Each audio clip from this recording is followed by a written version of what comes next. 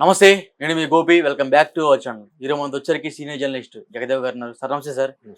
Sir, వాలంటీర్లు ఎవరైతే ఉన్నారో వాళ్ళని అక్రమంగా కానీ లేకపోతే బలవంతంగా వాళ్ళని రాజీనామా చేయించారు. అప్పుడున్న వైసీపీ నాయకులు ఖచ్చితంగా బలవంతంగా రాజీనామా చేయించారని కొంతమంది వాలంటీర్లు అయితే ఇప్పుడున్న ప్రస్తుత మినిస్టర్ల దగ్గరకు వచ్చి వాపోతున్నారంట. సో ఆ మినిస్టర్ ఏం సలహా ఇస్తున్నారంటే, మీరు వెళ్ళి ఎవరైతే మీ చేత బలవంతంగా రాజీనామా చేయించారో వాళ్ళ మీద మీరు కేసులు బనాయించండి, వాళ్ళ పని మేము చూసుకుంటాం, మరలా మిమ్మల్ని గవర్నమెంట్లో మరలా వాలంటీర్లుగా మిమ్మల్ని తీసుకుంటామని కొన్ని వార్తలు అయితే బాగా వైరల్ అవుతున్నాయి. సో దీని గురించి ఎలా చెప్తారు? ఇది చాలా లౌక్యంగా, చాలా చాకచక్యంగా చెప్పారు. అది కూడా అచ్చెన్నాయుడు గారు ఇచ్చినట్టుగా చూశాను స్టేట్మెంట్. టీడీపీ రాష్ట్ర అధ్యక్షులు, పైగా ఇప్పుడు మంత్రి. ఆయన దగ్గరికి వెళ్ళి చెప్పాను కదా, ఇంతకుముందు ఏదో సందర్భంలో కూడా చెప్పాను, ఎవరైతే గడిచిన 30 ఏళ్ళుగా ఆయనతో ఉండి లాస్ట్ 4 years వైసీపీలోకి వెళ్ళి భంగపడి మళ్ళీ అయ్యా మమ్మల్ని మేము మీ హక్కును చేర్చుకోండి అంటే వచ్చిన ఎవరైతే ఉన్నారో వాళ్ళందరూ చేరదీస్తూ ఒక మాట చెప్పాడు. ఇట్లా ఎవరైతే మీకు వాలంటీర్లు కూడా ఉన్నారు అందులో, సార్ ఏదో ఇట్లా అయింది మాకు, అప్పుడు ఒక సందర్భంలో ధర్మాన ప్రసాదరావు గారు కూడా అన్నారన్నట్టుకు వార్తల్లో చూశాను. అంటే మీరు చేసేయండి, ఎందుకు చేసి పార్టీ కోసం పనిచేయండి, తర్వాత మనమే వస్తాం, మళ్ళీ మీకే పోస్టింగ్లు ఇస్తాము అన్నట్టుగా.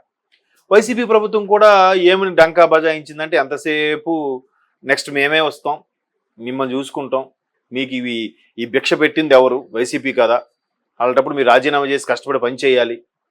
ఇది చిత్తూరు కుప్పం నియోజకవర్గం లేదా చిత్తూరు జిల్లా పరిధిలో ఒకేసారి 150 మంది వాలంటీర్లు మూకమ్మూడి రాజీనామా.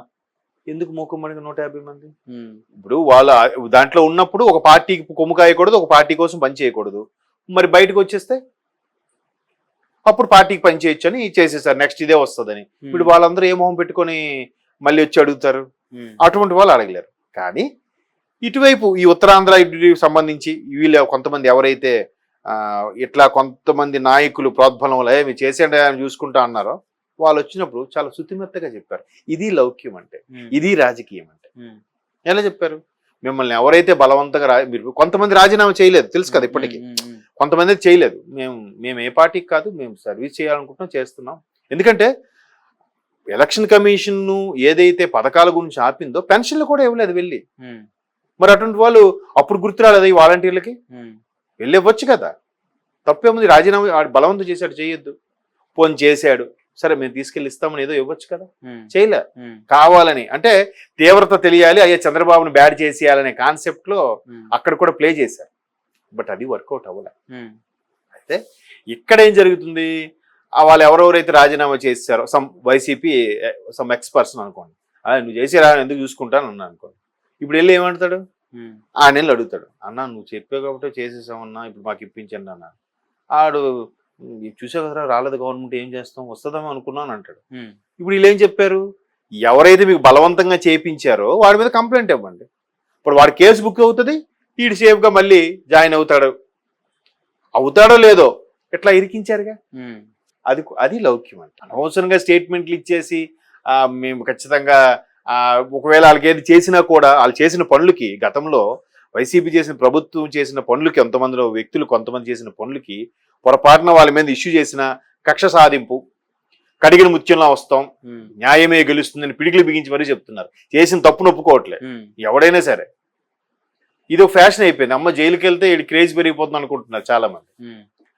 అలాగా మొత్తానికి వాళ్ళ మీద కేసులు బనాయిస్తే కక్ష సాధింపు అంటున్నారు. టీడీపీ వాళ్ళు కావాలని కక్ష సాధిస్తున్నారు అని అంటున్నారు. లేదంటే ఎలా అంటున్నారు? ఎట్లా చేయాలి? అందుకే చాలా లౌకికంగా చాకచక్యంగా చెప్పారనిపించింది. ఇప్పుడు వాళ్ళు కూడా ఉద్యోగాలు ఏమి ఇచ్చాయంటే, వాలంటీర్లకు ఇచ్చాం, గ్రామ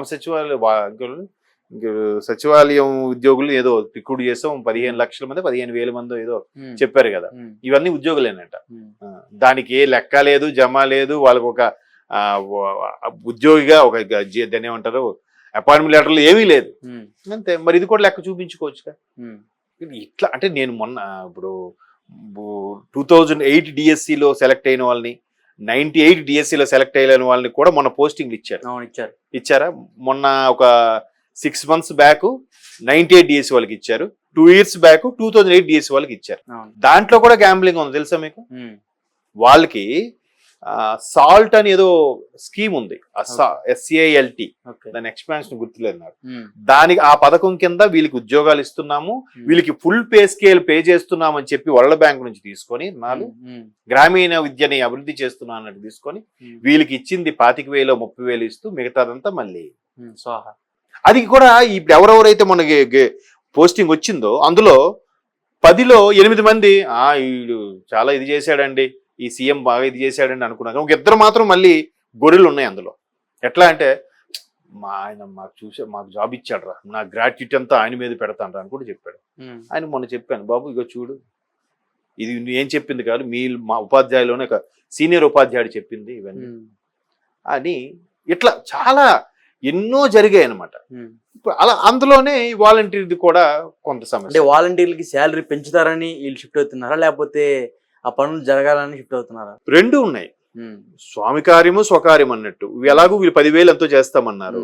తర్వాత టీడీపీ కూడా ఒకవేళ చేసి ఇది ఇంప్లిమెంట్ చేసినా ఖచ్చితంగా ఒకప్పుడు మరి చెప్పాను కదా, జన్మభూమి పథకం కానీ లేదంటే మీ సేవ కార్యక్రమాలు కానీ రైతు బజార్ కానీ ఇలాంటివన్నీ కూడా టీడీపీ హయాంలోనే స్టార్ట్ అయ్యాయి. కాబట్టి వీటన్నిటికీ మించి ఒక మింగిల్ చేసి వాళ్ళకి ఒక పని పెంచి వాళ్ళని ఎట్లా యూటిలైజ్ చేసుకోవాలనేది చంద్రబాబు నాయుడు గారి కన్నా ఎవరికి బాగా తెలియదేమో నాకు తెలిసి. ఆయన ఖచ్చితంగా పిండుతాడు, ముక్కు పిండి పని చేపిస్తాడు ఆయన. ఇంకా హ్యాపీగా అవుతాయి కదా, లోకల్ గవర్నెన్స్ అనేది డెవలప్ అవుతుంది కదా, ఈజీ అవుతుంది. ఇప్పుడు పెన్షన్లు ఇంటికి వస్తున్నాయి అబ్బా అన్నారు, బాగుంది. ఇప్పుడు ఆయన కూడా ఏమంటున్నాడు, అలాంటివి బాగున్నప్పుడు కంటిన్యూ చేద్దాం, లేదు జగన్మోహన్ రెడ్డి పెట్టాడు కాబట్టి తీసేద్దాం అని అనట్లేదుగా. అదే టాలెంట్ అంటే, అదే రాజకీయం అంటే, అలా ఉండాలి. జగన్మోహన్ రెడ్డి పెట్టాడబ్బా అది తీసేద్దాం అంటే మరి వాలంటీర్లు అందరూ మళ్ళీ ఎందుకు వస్తారు? రావద్దు, అడగొద్దు. కాకపోతే ఎంతవరకు ఉపయోగం ముందు సెటరేట్ అవ్వాలి కదా. వాళ్ళు తీసుకొని కూడా వాళ్ళకి ఏముంటుంది పని, నెలంతా ఏం పని ఉంటుంది వాలంటీర్లు చెప్పండి? పెన్షన్ తర్వాత ఒక రోజు ఇస్తా, 1వ తేదీని పెన్షన్ ఇస్తారండి.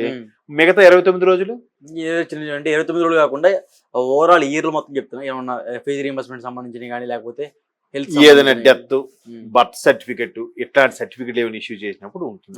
నెలలో మిగతాది నెలలో ఒక రోజు పెన్షన్, మిగతా 29 రోజుల్లో ఒక్కొక్క రోజు 2 రోజులు పని ఉంటుంది.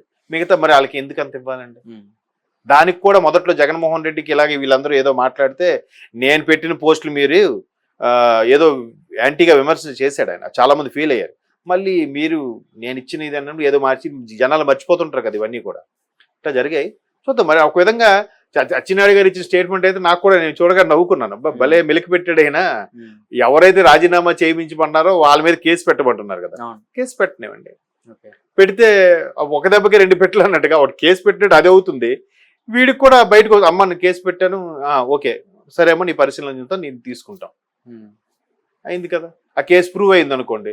సో అందువల్ల బలవంతంగా చేశాను, లేకపోతే నేను చేయకపోదును అని అంటే సరే మళ్ళీ తీసుకుంటారమ్మ.